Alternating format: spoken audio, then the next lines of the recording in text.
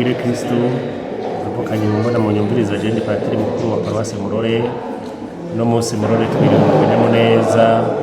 akanyamuneza ko gusozera amahiganwa twatanguye ku Civugo cy'uno mwaka muri diocese yacu.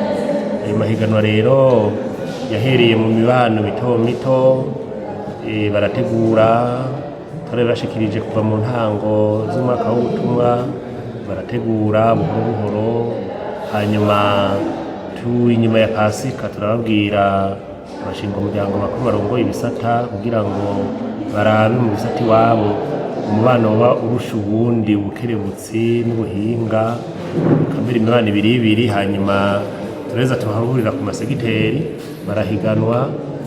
Bamaze guhiganwa turatoramo imibano ibiri ku masegiteri rusha iyindi ubumenyi. Hanyuma no munsi rero kwa kusozera ayo mahiganwa ku rwego rwa Paruwasi ko ari amasegiteri 3 harabonetse imibano 6 yarushije iyindi. Niyo rero yahiganwe no munsi byari bihimbaye cyane, byari binezereye cyane kandi biraboneka cyane yuko bagize intambwe iboneka cyane ko no mwaka weze twari twarabigize.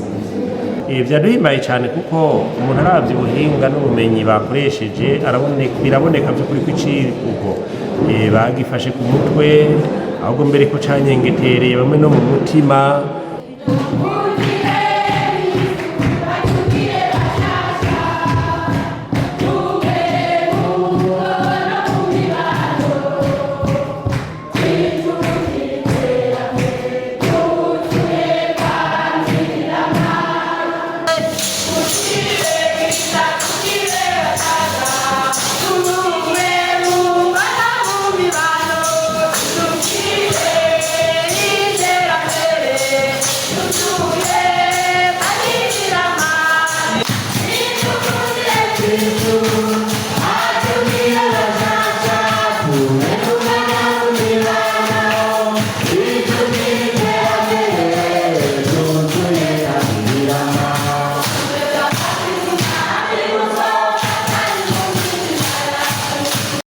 Ku buryo baheza bakishimira n'iterambere bafise mu mibano. Umubano rero wa mbere urafise miliyoni 15,193 n'amafaranga amajana 8. Murumva yuko byo kuri mu kigega bafise ibitari bike. Ego mese kuvuga ayo mahera aboneka turaba ivyo batunze byose, tukaraba agasengero k'umubano, mbere tukaraba n'ikaramu bakoresha kuko naryo n'itunga Bibiliya bafise, impene batunze. Nko mu bana baratunze impene zirenga 50, zirenga 50. Urumva yuko n'iterambere by'ukuri riboneka. Hanyuma hakaza umubano ugira kabiri wo mu gisata burara ego cegukira nyene Segiteri Murore bafise imiliyoni 8,967 n'amafaranga amajana 5.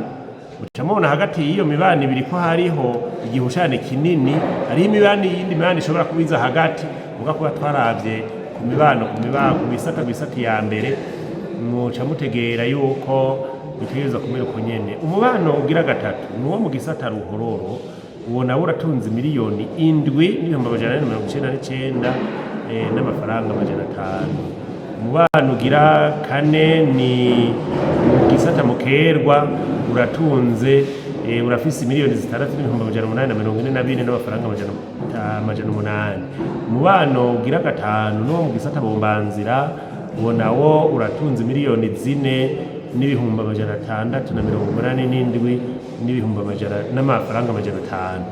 Iyindi nta wiri wararaba ngo tugire ngo tubandanye mugabo no hanyuma nyene bikaboneka yuko bafise make cyane.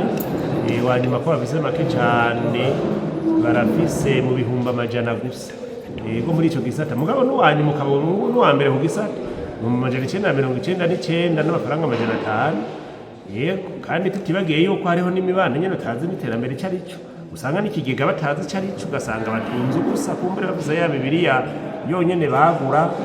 Yego baguma bakwega amaguru muga tukizigira yuko niyo izoheze ikavayo iravye iyindi umurindi iriko n'ingene duheza tukabisamiriza kugira ngo bavyumve.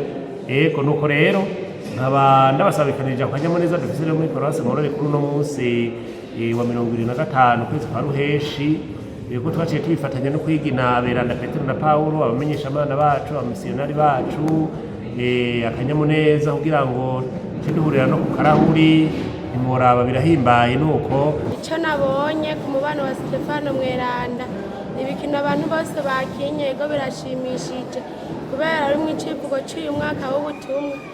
Isabukuru twavuyemo yaturyoheye tugire Kristo. Byari ibintu bihimbaye cyane, byari bibereye cyane rwose, tugire Kristo. Nitwa Niyabuze ngo Krisitine, manuka mu gisata cya Kigomero, kandi nashimye kube ibyo twaririmbye tugire Kristo. Jewe nitwa Ndikumwanemana Delphine, kandi nturuka mu gisata cya Kigomero, kandi nashimye n'ibyabereye Paruwasi ya Murore. Muri rusange nanezerewe kubyo nabonye hano kumbuza muri Paruwasi. Nitwa Nahimana Lehosia, nkaba navuye ku gisata cya Ruhororo, umubano wa Binyenga witiriwe Stefano Mweranda. Jewe ukuntu nabibonye uno munsi byanezereye cyane, kuko mu mibano yose twashyitse hano twasanze hari mu kwigishanya. nkaba ndabasezeye ngira nti tugire Kristo.